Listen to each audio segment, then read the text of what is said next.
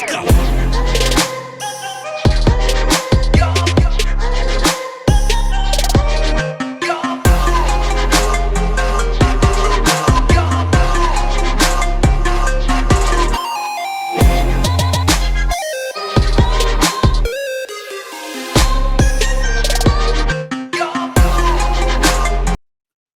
Hey everyone, I am MSK, aka Master Swag King, coming at you guys today with another video. And in today's video, I am going to be talking about Madam Web, which is going to be the fourth installment in Sony's Spider-Man universe. Sony's Spider-Man universe began back in 2018 with the release of Venom. It was then followed up by Venom Let There Be Carnage in 2021. And then after that, we got the release of Morbius in 2022. It was later on announced that we would be getting 3 more installments in the Sony's Spider-Man universe for characters getting their own solo titles, such as Madam Web, Kraven the Hunter, and El Muerto. And at the time of me recording this video, El Muerto has been shelved, and that's actually a really good idea. And Sony should also shelve any other ideas based around this universe, because when Venom came out back in 2018, it made a lot of money at the box office given its budget. Venom's budget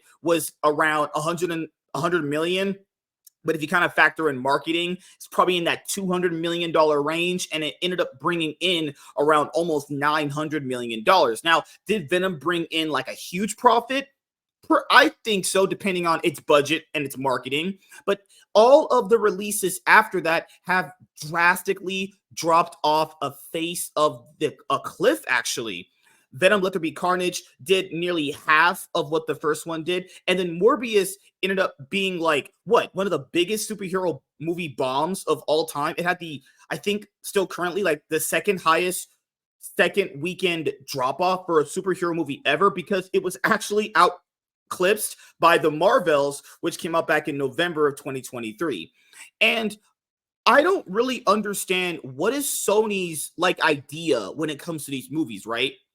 Because this is what I think happened. Venom came out back in 2018. It made almost $900 million. And they thought to themselves, oh my God, there must be like all these fans of like Spider-Man's villains without Spider-Man even being in the movie. And the only reason why Venom can get away with that is because Venom is just an extremely popular superhero, anti-villain, anti-hero character, right? People know who that character is. It's actually a very, very popular character. That is the only reason why Venom can get away with that.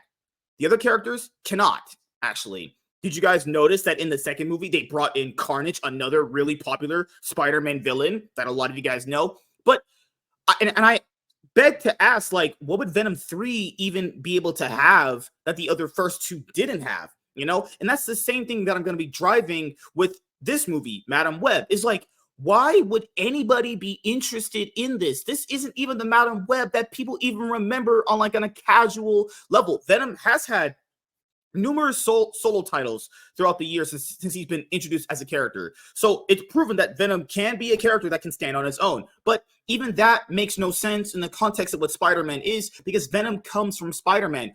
Why would people be interested in these movies if they don't have Spider-Man in them? So you're going to sit here and tell me that these movies are going to be coming out, right? No Spider-Man, just Spider-Man's villains. And in these movies, these guys are heroes, right? So whenever these guys do meet up in like a Sinister Six movie, I'm supposed to gaslight myself and believe that these guys are supposed to be villains to another Spider-Man. That's ridiculous. All of these movies suck. I've seen all of them. They're bad. They are legit trash. Every time a trailer drops for one of these movies, people make fun of it. People literally hate each other on the internet, but they'll go, you know what? Sony released another movie without Spider-Man? Hell yeah, let's make fun of it. All the memes, the nursery rhymes. Fuck, I love when these movies get roasted. So then, about a few weeks ago, articles started coming out kind of predicting where this movie's opening weekend was going to be at. This is actually tracking worse than Morbius. This is actually tracking to be, I think, like less than the Marvels. That's terrible, people. That's really bad. Okay. Like if you look at the absolute numbers that these Sony Spider-Man universe movies started at versus where it's at now, it's bad. If this movie ends up hitting 39 million opening weekend, because they said the budget is near around like 80 to 100 million for this thing. This is not including marketing. Wow. I'm actually like, I would be thoroughly surprised if this actually did hit anywhere past 80 million. You look at people posting like the pictures on social media about them trying to get like, because you know, for movie theaters, for like certain areas, if you want to go to a good theater, they do like the whole assigned seating thing. People are showing pictures of that, and no one's been buying tickets to this. Like, who is this for? You know how people keep like saying about superhero fatigue? That's been a big topic of conversation.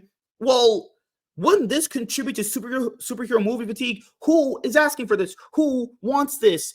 I have no clue. And then this other article we're gonna go over from Screen Rant.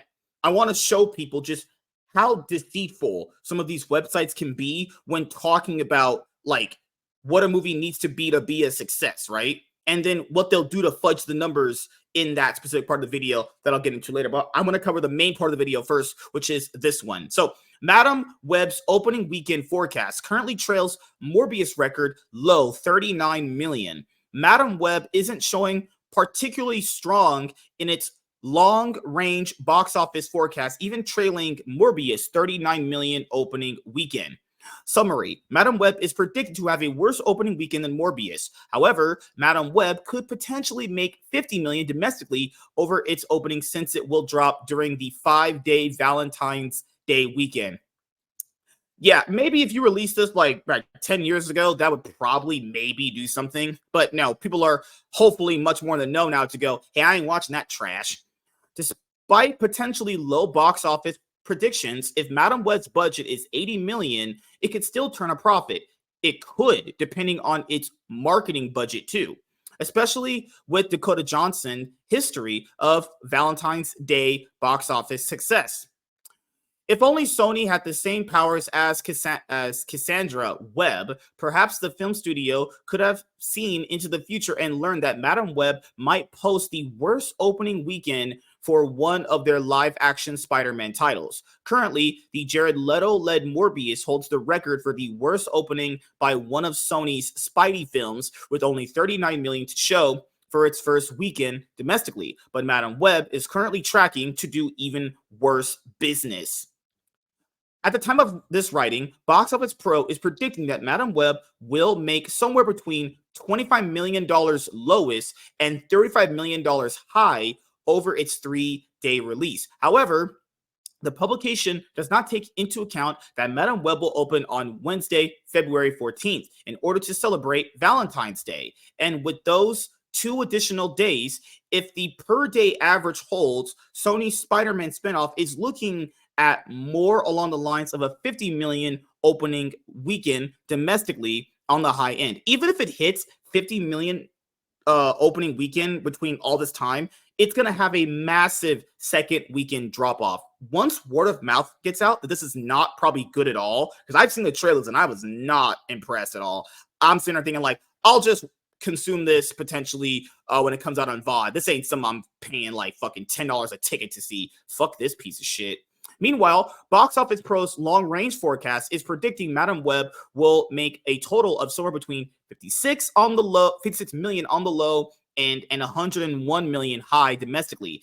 It all depends on how well the Sony spinoff holds between its first and second weekends. For instance, Morbius had one of the worst financial drops from its opening weekend to the next at 73.8%.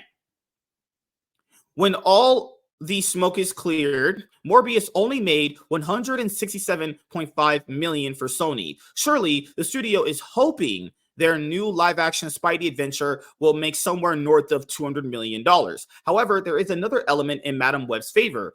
If the reports of this film's budget are truly in the $80 million range, the Dakota Johnson-led superhero flick could actually turn a profit even with marketing and advertising costs. I don't know about that. I mean, if it's 80 million and your marketing budget, let's just say it's like 50 million, that puts the budget at 130. Even if it hits $200 million, that's not profit. Okay. For this to actually be profitable, 100 million would have to stretch into about, I think, like, because it's what? It's 2 times your budget, right? So let's do a quick little calculator on this right here. All right. So calculator. So it's 80 million, right? So it needs to be 80 million, we'll go on the lowest, right? 80 million times it's 2 to 3 times your budget usually. So let's just do it times 2. It would need to hit 160, okay? Now let's just do it times 3, right? So it needs 80 million times 3, okay? I usually do 3 times because marketing budget, right? So if I'm including just marketing, that film needs to hit 240, right? And is that really profit? No, because we would know based on how just general math works, how much these guys lie to you and convince you that what you just saw be an absolute flop and a success, which is not true. Movies around $80 million probably need to hit about 400 to actually ink in some major profit. When I'm talking with a number like that, that's basically a break-even point. You know, they're just trying to basically say the word profit because it tricks you into believing that the movie actually made profit when in reality the movie would have just broke even, honestly. And Johnson isn't averse to starring in big box office flicks on Valentine's Day. Johnson is famous for having portrayed the lead character of Anastasia Stelly in 50 Shades of Grey film trilogy. Yes, Madam Web is a completely different cinematic animal, but any competent movie executive could have seen the logic of casting Johnson as a romantic figure in a film, superhero or otherwise, with the intention of it being released on Valentine's Day. But it's important for the movie-going public to remember Johnson won't be tangled up in a red room of pain like 50 Shades. Cassie's web is much less seductive and sensual. I have no... All that just sounds like shit. All that just sounds like massive cope. Ain't nobody... Yeah, she's been a success with a completely different trilogy, but this one, completely unrelated to her, will have massive success. Yeah, that doesn't really always work too much. And then they go and talk about some bullshit when regarding like 50 Shades of Grey. It's like, bro, that's got nothing to do with this. The 50 Shades of Grey trilogy has literally nothing to do with this movie, right? This, from looking at how low it's about to track, is going to bomb. Like, even if it needed like 200 million just to be profitable, which is not true, that just is so wrong of math to actually exist on an article. It's still not going to get there because the word of mouth is going to get out and no one's going to be caring about this movie. All right, so the last thing I want to cover in this video is talking about this stuff. So this is from like Screen Rant, and they're talking about like what this movie costs and what box office it needs, right? So what people forget when it comes to movies is there's your budget plus marketing, and there's a break-even point where you're out of the red, and then after that, anything you make after that is profit, right? So even if the movie is 80 million and it makes $200 million, right? Do you guys genuinely think that's profit? Do you think these studios make movies for $80 million and hope to get $200 million and that's profit? No. There's a finite way in which these guys lie to you to tell you what is a profitable movie versus what is a success. Actually, now a movie can be successful and not profitable, but a movie cannot really be. And then you could also have it the other way as well, right? So do you know how like in this article they directly mention like other things not tied to this universe? So, and this is what people do when it comes to like the comic book conversation, where like you know how like people will say, oh, comic books are doing better than ever, but then they'll be like putting in the manga numbers and like the Scholastic numbers, which is not what people are talking about. People are talking about the American comic book industry. And it's that kind of thing that I'm mentioning right here, which is, look at this. So they have the Sony Spider-Man universe titles, Venom, Let There Be Carnage, and Morbius, right? But then, notice how right there they fudge in the Into the Spider-Verse movies? The Into the Spider-Verse movies have nothing to do with these at all. The Into the Spider-Verse movies are not a part of that universe. That right there is just a deceptive lie. It's just a straight up lie. This is two separate universes. Like in the other article we had just went over for Dakota Johnson being a Valentine's Day success. That's a completely different trilogy. It's the way that the media is gassing up how much this movie needs to make versus how much it needs to make profit. They don't even mention what is the break-even line for this movie. They don't mention the marketing budget, right? All of this right here is a straight up fudge on the numbers. It is a lot. First of all, you need to knock out the Miles Morales Into the Spider-Verse movies. They are not a part of this. You cannot count them. This is a completely separate universe, right? And if you look at how much these movies have dropped off, which they did report the numbers correct on that, Look at that drop off.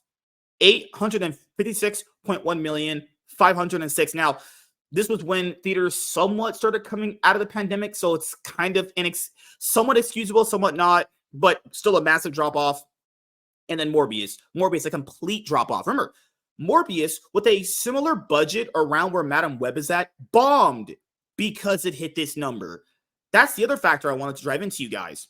So Morbius had this right there, right? So Madam Web has a similar budget of 80 million, right? You see how much these people just straight up lie to you? So when you read these articles, people, you must pay attention to what they're saying to you because you know how deceptively they lie to you. Madam Web has an $80 million budget, okay? They don't mention the marketing. Let's ignore that for a second, okay? So then after that, Morbius has a similar budget to that, and it bombed with 167.5 million. So why would Madam Web, which would need to make like 30 million more, also not bomb by that logic? You see how that makes no fucking sense?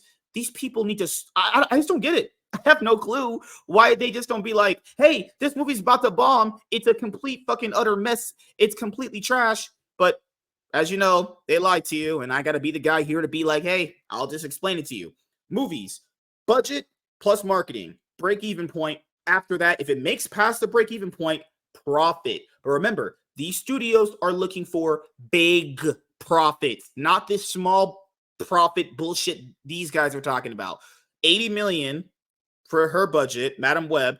Morbius had a very similar-ish budget. Morbius bombed on 167, but Madam Web is going to be a success with 200. How does that make any fucking sense? This movie's about to bomb, and I'm about to be just sitting here going like, yep, Sony, you deserve it, because this universe makes no sense. No one wants to see Spider-Man movies based on its villains without Spider-Man, because that's retarded, and this is going to keep continuing in that trend. Hopefully, when Kraven the Hunter drops next year, it bombs, and then we stop with this charade of like, hey, people are actually interested in just anything superhero related, because that's not the case anymore. People are not just willy-nilly throwing their money at everything just to fucking, support a superhero movie. Those days are gone, and this definitely contributes to superhero movie fatigue. But let me know what you guys think in the comment section below. Do you guys think this movie is going to be a success? Do you think it will bomb? Well, I made my case. Now let's see this movie perform. I know there's been, other things about this movie, like Dakota Johnson saying the film industry is looking bleak. I know there's the reviews out right now, but, all that's not going to really matter in the grand scheme of things because the numbers will show if this movie actually had legs to stand on, and then the word of mouth after that will definitely make sure that it sticks potentially for a second weekend, or if it's going to drop off the face of a cliff when it comes to the second weekend. So I'll see you guys later. Like, comment, subscribe. Most of all, enjoy. I am MSK, Master Swag King, and I'm signing out, guys. See you guys later. Peace.